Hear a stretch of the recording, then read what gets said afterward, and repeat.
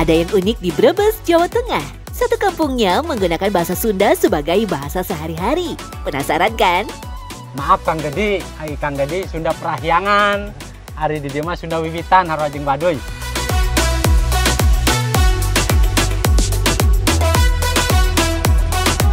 Ya, namanya Kampung Jalawastu, sebuah kampung adat di kaki Gunung Kumbang dan Gunung Sagara, Desa Cisereh, Ketanggungan, Brebes.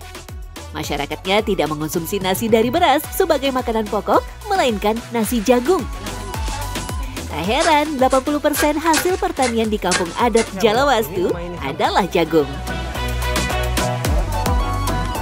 Dari rasanya mirip nasi sebenarnya Pak ya, cuman agak jadi unik. Nah, ini kenapa Pak? Kok di desa Jalawastu sendiri masyarakatnya lebih makan nasi jagung ketimbang nasi atau dari beras Pak? Nasi jagung yang sering dimakan para leluhur, intinya satu, nasi jagung itu kadar gulanya jauh rendah. Kedua, orang-orang dahulu kan sering tirakat. Kalau pakai nasi jagung, ibarat ngasah cepet tajam. Ibarat golok itu biasa cepet tajam, makanya nasi jagung. Jadi bersatu dengan alam dari Sri Kuncung. Jadi ini namanya Sri Kuncung jagung. Itu menghormati Sri Kuncung ini. Nah, yang unik lagi, walaupun kampung Jalawastu berada di wilayah Brebes yang terkenal dengan bawang merahnya, warga kampung ini tak menanam bawang merah loh.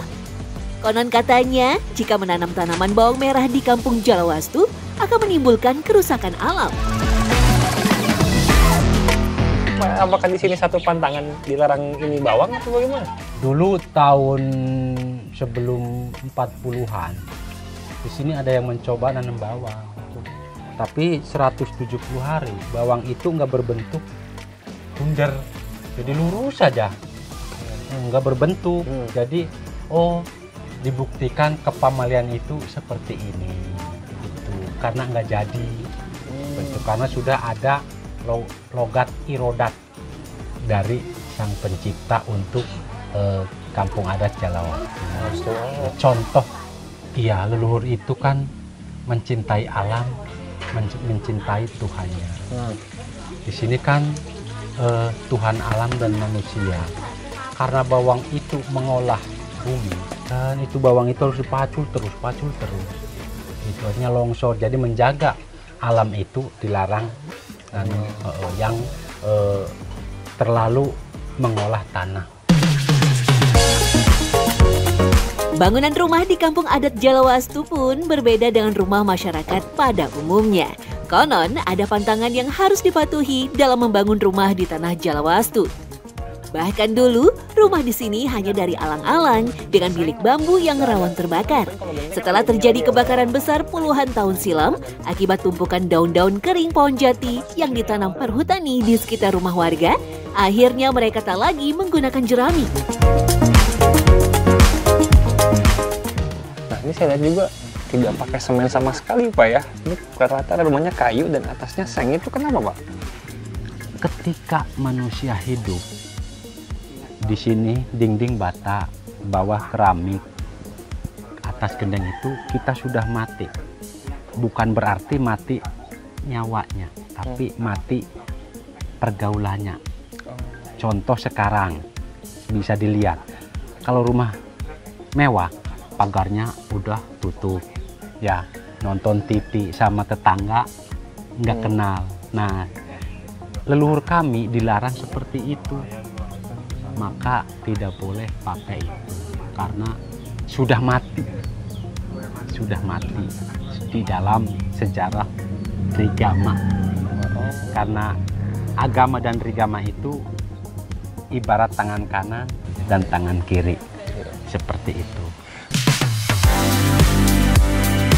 Larangan membangun rumah dengan menggunakan semen, keramik, dan genteng atau tanah liat yang dibakar sudah jadi kebiasaan yang diwariskan turun-temurun. Masyarakat percaya mereka akan tertimpa musibah bila menggunakan material bangunan yang dilarang. Kampung Jalawastu populer disebut Baduynya Jawa Tengah karena masyarakatnya menganut kepercayaan Sunda Wiwitan sama seperti Baduy. Mereka percaya pada Tuhan Yang Maha Esa dan sangat menghormati tempat-tempat suci dan tradisi leluhur. Kepercayaan yang masih mengakar kuat pada masyarakat membuat mereka memiliki kearifan lokal yang unik dan berbeda dari wilayah di sekitarnya. Masyarakat kampung adat Jalawastu berpegang teguh pada ritual adat dan budaya yang diturunkan oleh nenek moyang mereka. Hal ini bisa dilihat dari keberadaan satu tempat sakral untuk menjalankan ritual dan sembahyang bernama Pagedongan. Namun ada beberapa pantangan yang harus ditaati, yakni dilarang menggunakan barang-barang dari kulit hewan. Ya, entah tas kulit atau dompet kulit, sepatu kulit, sabuk kulit itu nggak boleh masuk ke area sini.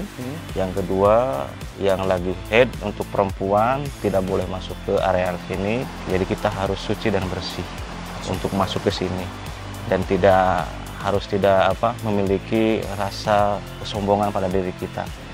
Karena di sini memang tempat yang memang disebutnya adalah lemah kaputihan, berarti lemah kasucian. Salah satu upacara wajib bagi masyarakat Jalawastu di Pagedongan adalah upacara adat ngasa seperti hari rayanya masyarakat Jalawastu. Upacara ini diselenggarakan oleh warga kampung Jalawastu setiap tahun, yaitu setiap Selasa Kliwon pada mangsa Kasanga antara 1 sampai 25 Maret.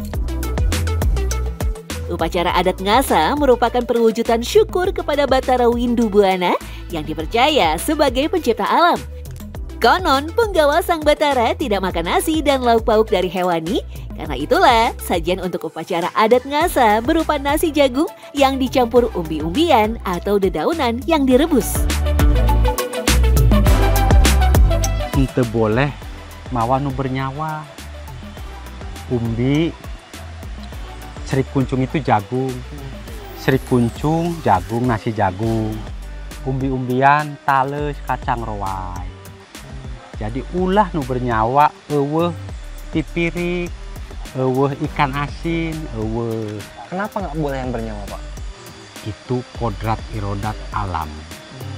Dan itu memang tabepun tidak bisa dibicarakan dengan terang seperti ini. Harus bicara malam hari ketika lampu sudah, kalau bahasa sekarang murup, sudah urip, sudah melenong cek di dia. Melenong berarti jam 7, jam 8. Ada pula tradisi Ngaguyangku. Tradisi ini adalah ritual untuk menurunkan hujan. Ngaguyangku digelar ketika musim kemarau tak menunjukkan tanda-tanda akan berakhir. Lebih dari 3 bulan masyarakat di wilayah Jalawastu hidup dalam kekeringan.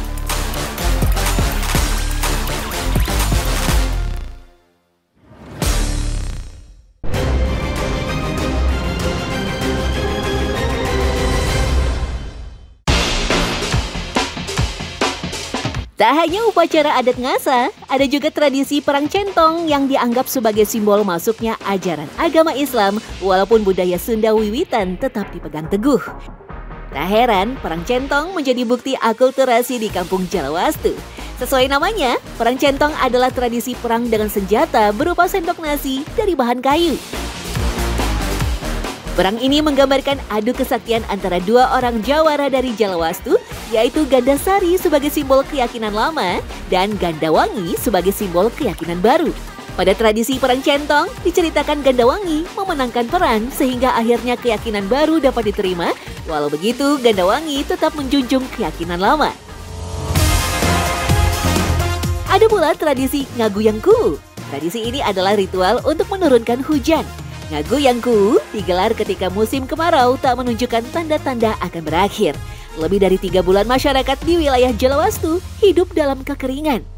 Tradisi Ngaguyangku dilakukan masyarakat Jalawastu dengan cara menyiramkan air dari aliran sungai desa Jalawastu ke kepala desa. Ini kan cukup menarik, Pak. Ini di Jawa Tengah sebenarnya, Brebes, tapi justru di Jalawastu sendiri itu berbahasa Sunda. Itu seperti apa ceritanya, Pak? Bahasa Sunda di dia terarti Sunda Wiwitan, Sunda asal usul Sunda, Sunda di atas Sunda. Hari maaf Kang Gede, Kang Gede Sunda Perahyangan, hari di dia mah Sunda Wiwitan, Harajeng Baduy. Gitu. Sunda wiwitan bahasana aing sia. Cuman dicaritakeun bertahap. Aya tina perang bubat ngahiji, prajurit Galuh salumpatan ka dieu, aya ka Salem, aya ka jalur bawah. Terus ka Samper keur perang bubat jeung Majapahit. Itu semakin dalam.